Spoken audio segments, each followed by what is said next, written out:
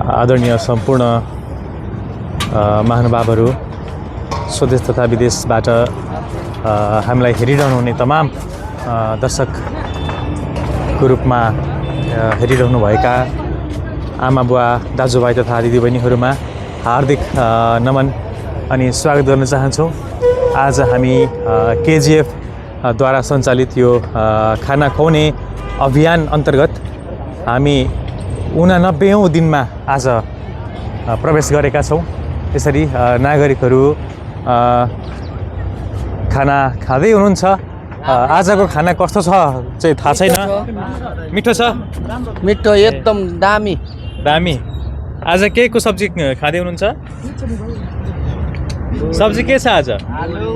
आलु आलु बोडी मिक्स सब्जी छ अनि टमाटरको अचार हो। ए ए ल ठिक छ, खानुस्। कहाँबाट आउनुभयो तपाईँ? झोला पनि बोक्नु भएको रहेछ। म उता इलामबाट आइरहेको थिएँ। हजुर, भोक लाग्यो। हजुर, यहाँ बस्न लाग्यो। ए ओके ओके, ल आजै आउनुभएको? ए हस् हस् हस्, खानुहोस् खानुहोस्।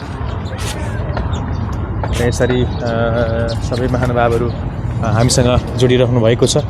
उहाँहरूलाई हामीले एकदमै ताजा स्वास्थ्यवर्धक खानाहरू यहाँ पौष 21 2082बाट सुरु गरिरहेका छौँ।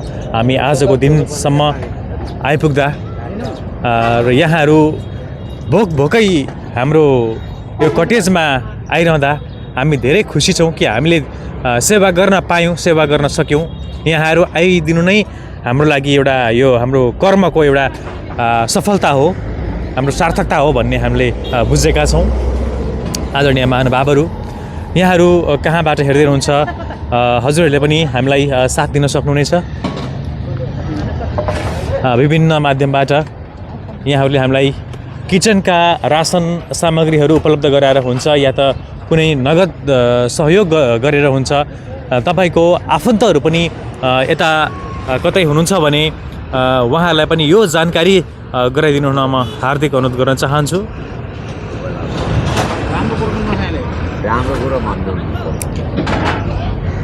त्यस्तै गरी यहाँहरू भोको हुनुहुन्छ। भोको मात्र होइन, यहाँहरू कोही एक सरो कपडा लगाउनबाट पनि वञ्चित हुनुहुन्छ भने हामीसँग कपडा ब्याङ्कको पनि सुविधा रहेको छ।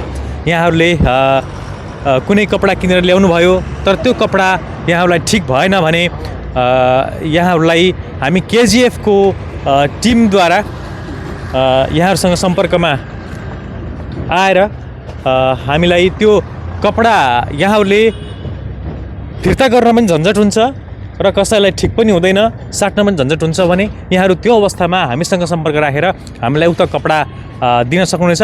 हामी यहाँ एक सरो लाउनबाट पनि वञ्चित नागरिकहरूलाई उक्त कपडा हामी उहाँलाई जिउमा ठिक हुने मिल्ने कपडा प्रदान गर्नेछौँ, हस्तान्तरण गर्नेछौँ। यो कुराको पनि यहाँहरूलाई सहर्ष जानकारी गराउन चाहन्छौँ। त्यस्तै गरी यहाँहरूमा कुनै बर्थडे पार्टी छ, कसैको गुन्यु चोलो छ, त्यस्तै गरी वैवाहिक वर्षगाँठ छ, त्यस्तै गरी कोही घरमा मरिमराउ छ, मरिमराउ भएको वार्षिक पुण्यतिथि छ, ती अवसरहरूमा यहाँहरूले एक दिनको भण्डारा हामी केजिएफसँग जोडिएर गर्न सक्नुहुनेछ। अथवा यहाँहरूलाई कति दिनसम्मलाई चाहिँ खाना पुग्ने रासन पानी दिन्छु भन्नुहुन्छ कि कुनै पनि नगद सहयोग गर्छु भन्नुहुन्छ कि यहाँहरूको लागि हाम्रो टिकटक, युट्युब र फेसबुक तिनैवटा कमेन्ट बक्स खुला रहेको छ। आफ्नो कमेन्ट बक्समा हामीलाई नम्बर छोड्न सक्नुहुन्छ। यहाँहरूको सही नाम, सही ठेगाना र यहाँहरूले सम्पर्क गर्नको लागि सजिलो हुनको लागि यहाँहरूले हामीलाई सम्पर्क नम्बर पनि आफ्नो प्लेटफर्ममा कुनै हाम्रो केजिएफ न्युज लेखिएको टिकटक, फेसबुक र युट्युबको कमेन्ट बक्समा गएर हामीसँग जोडिनको लागि यहाँहरूको नम्बर छोड्न सक्नुहुनेछ भन्न चाहन्छौँ। र हामी 89औं दिनको यो अन्तरालमा, यो यात्रामा यस्तै गरी ताजा अनि अर्ग्यानिक खाना खानका लागि यहाँहरू सम्पर्क गर्न सक्नुहुनेछ। हामीसँग नेटवर्किङ मार्फत हामीसँग जोडिन सक्नुहुनेछ भन्न चाहन्छौँ। आज दाल, त्यस्तै गरी आलु टमाटर र बोडीको सब्जी, त्यस्तै गरी टमाटरकै अचार र भात हामीले खुवाइरहेका छौँ। भोलि हामी 90औं दिनमा प्रवेश गर्दैछौँ र यो भइरहँदाखेरि कहिलेकाहीँ कस्तो हुन्छ भने हामीलाई मौसमले चुनौती कसरी दिन्छ भने अहिले चैतको समय छ। आदरणीय दर्शक महानुभावहरू, यो चैतको मौसममा पनि यो मौसमले बेला बेला हामीलाई झुकाइरहेको छ, चुनौती दिइरहेको अवस्था छ। कहिलेकाहीँ पानी परिदिन्छ, कहिले घाम लागिदिन्छ, तर अहिले हावाहुरी र घामको समय हो। तर यहाँ केही मौसममा पनि उतार चढावहरू आइरहेका छन्। तथापि हामीले हाम्रो कर्मलाई यसरी सडकमै बसेर यो खुल्ला आकाश मुनि नै यसरी खुवाइरहेका छौँ, किनभने यहाँ खाना खानुहुने महानुभावहरू पनि आफ्नो जीविकोपार्जन कतै पेटीबाट सडकबाट नै सुरु गरेर आज हामीसँग जोडिनु भएको छ। यसरी मिठो गरी खाना खाँदै हुनुहुन्छ। हामी दिन प्रतिदिन उहाँहरूको खानपान र हाम्रो व्यवस्थाको बारेमा हामी दैनिक रूपमा नै यहाँहरूलाई अवगत गराइरहेका छौँ। यो भिडियो कैद गरेर यहाँहरू समक्ष हामी जोडिरहेका छौँ।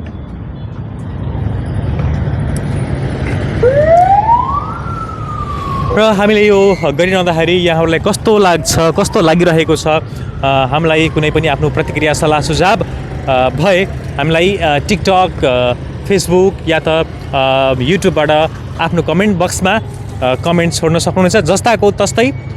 तर हामीले यहाँ कुनै स्वार्थ छैन, निस्वार्थ भावले यसरी खाना खुवाइरहेका छौँ। हामी शीतलमा कहाँ जानुहुन्छ? गर्मी भयो? यहाँ टाढा त नगइदिनु होला, नजिकै बसेर खाँदा हुन्छ, ठिकै छ। यहाँ बिचमा नुन र खोर्सानी राखिएको छ। कसैलाई सब्जीमा सबैसँग स्वाद नमिल्न सक्छ, त्यसैले नुन खोर्सानी अलग्गै हामीले राखिदिएका छौँ। त्यहीँबाट हरियो ढिँडो कडाक्क टोक्नुहुन्छ। उहाँले खोर्सानी पनि लिइसक्नु भएको छ। ल ठिक छ, हुन्छ हुन्छ, धेरै टाढा नजानु। यसै गरी खाना खाँदै हुनुहुन्छ। तपाईँले घरमा सधैँ खाइराख्नु भएको भात र आजको कस्तो छ? राम्रो छ। कुनै चर्को पिरो केही छ कि छैन? एकदम ठिक छ। ठिक छ। ल टन्न खानुहोस् है त, थपी खानुहोस्, तर जति चाहिन्छ आफूलाई आवश्यकता जति छ त्यति खानुहोस् है।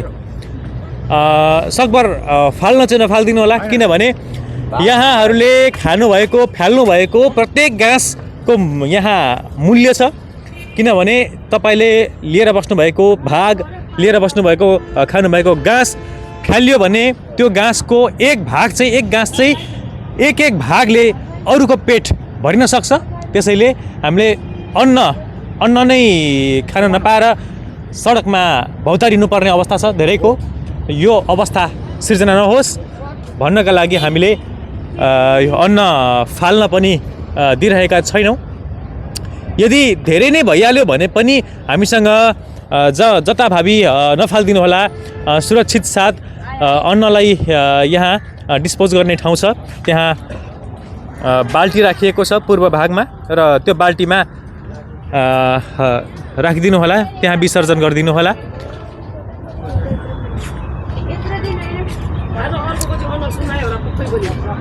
हाम्रा साथीहरू यहाँ खटिराख्नु भएको छ।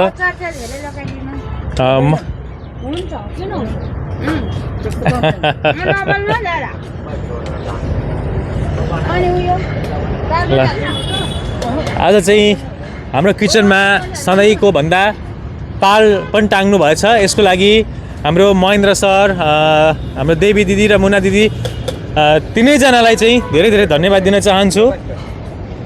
एउटा धर्ममाथि अर्को धर्म गर्नुभएछ, फेरि कस्तो ऊ त पछाडि फर्किनुहुन्छ हौ। ल ठिक छ, ल ठिक छ, ल ल ल नमस्कार। आफ्नै धर्मको लागि हो।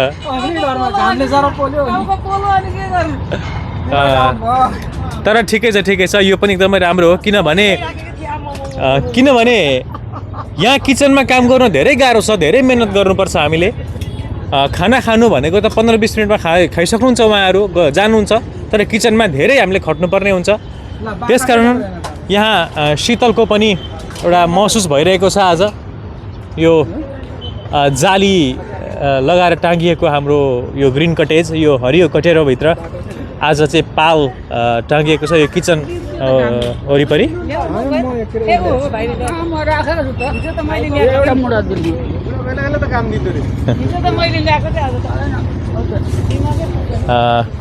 हस् त, हाम्रा अन्य जानकारीहरू हामी यहाँहरूलाई क्रमबद्ध रूपमा प्रस्तुत गर्दै जानेछौँ।